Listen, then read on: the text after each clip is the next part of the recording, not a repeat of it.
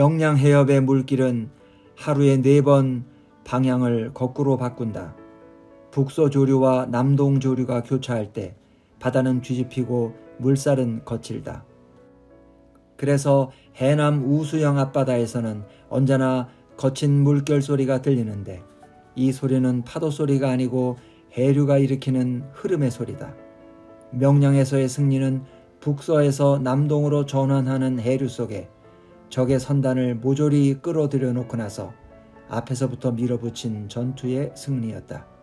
이 싸움은 해류의 전환에 힘입었지만 이순신이 애초에 생사의 전환을 전투에 적용시키지 못했더라면 이길 수 없는 싸움이었다. 한산도 앞바다 싸움에서 이순신 함대는 하객진으로 나아갔다. 한산도 싸움은 지금의 거제도 북쪽 하청면 앞바다인 견내량과 지금의 경남 창원시 진해구 안골동인 안골포 두 물목에서 벌어졌다. 이때 이순신의 함대는 전라 좌수영, 전라 우수영을 합친 전라도 전선 48척에 원균이 인솔한 경상도 전선 7척을 합쳐 모두 55척의 군세를 이루었다. 적은 와키자카가 지휘하는 110척이었다. 적들은 견내량 안골포의 내항에 포진해 있었는데 이 물목은 수로가 좁고 암초가 많아서 공세를 몰아가기가 어려운 바다였다. 이순신의 전술은 수색 선멸에서 유인 선멸로 바뀌었다. 이순신 함대는 판옥전선 5 내지 6척으로 적의 주력을 한산도 앞바다까지 유인해냈다. 이 바다에서 조선수군은 하객진으로 펼쳤다. 하객진은 후퇴하던 선단이 돌연 방향을 거꾸로 바꾸어 중군을 중심으로 하고 좌우로 날개를 펼쳐서 적을 포위하는 대응이다. 하객진법은 넓은 바다에서 유용하게 쓸 수 있는 전투 대형이다. 하객진은 수세에서 공세로, 후퇴에서 전진으로 돌연 국면을 전환시킬 수가 있다. 군대의 진행에 앞과 뒤가 따로 있는 것이 아니라 돌아서면 뒤가 앞인 것이다. 이 대형은 전선의 수가 어느 정도 많아야 운영할 수 있었을 것이다. 하객진은 전투에서 국면 전환의 목표를 실현시킬 수 있었던 유동성 높은 전투 대형이었다.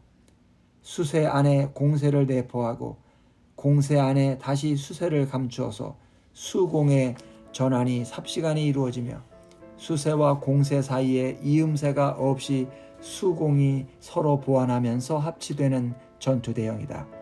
이 유연한 기동성에 도달하기 위해선 병사들에게 강도 높은 노젓기 훈련과 대형 형성 훈련 그리고 방향 전환 훈련이 필요했을 것이다. 이순신은 싸움의 현장 속에서도 수세와 공세를 유연하게 전환시켜 나갔다.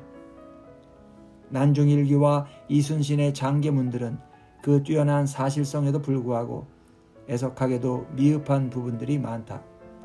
거북선의 제작 과정이나 재원과 성능, 운영 방식에 대한 기록이 없고 일자진이나 하객진 같은 전투 대형들이 실전에서 구체적으로 적용되는 모습, 그리고 그런 진법을 채택하지 않으면 안 되는 전술상의 필연성 등에 대해서 이순신은 기록하지 않았다.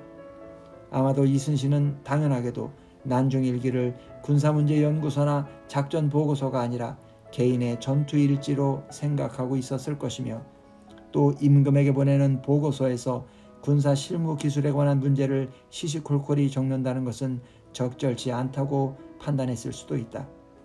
그러나 전투 때마다 예측할 수 있는 전황과 아군의 군세, 바다의 형국을 종합 판단해서 가장 적절한 진법을 선택하는 그의 전술을 들여다볼 때 그는 인간의 당면 현실이나 운명을 고착된 것으로 이해하기보다는 언제나 전환 가능한 유동적 실체로 이해했던 것 같다. 난중일기에는 이순신이 부하들을 군법으로 처단한 사례들이 잇따라 등장한다. 이 대목은 그가 부하들을 어떻게 다루었나를 보여줌으로써 그의 리더십을 이해하는 데 중요한 도움이 되고 있다. 부하들의 죄를 법으로 처단할 때 그는 신속했고 단호했으며 자기 확신에 가득 찬 태도를 보인다. 그의 리더로서의 법 집행은 자비나 무자비 같은 인간적인 정리에 이끌리지 않고 법을 그야말로 객관적 실체로 작동시키는 태도를 보인다. 사법에서 이순신의 리더십은 참여형이라기보다는 독단형에 가깝다. 그는 부하의 범죄 사실에 대해서 법의 실체를 가차없이 적용했다. 부하를 베거나 군장을 치거나 투옥하는 일들을 기록하는 난중일기의 대목은 차갑고도 비정하다.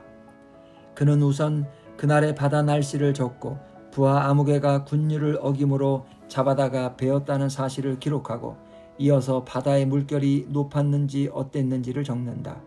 그의 글에서는 부하를 베었다는 사실과 바다의 물결이 높았다는 사실이 동등한 중요성을 갖는 사건으로 기록된다.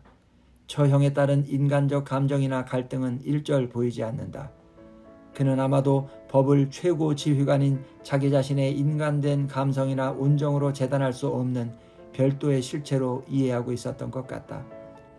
법에 대한 그의 이러한 태도 역시 삶의 현실에 아무런 수식적 장치를 가하지 않고 실체를 실체로서 마주대하는 현실 대응 자세와 크게 다르지 않다.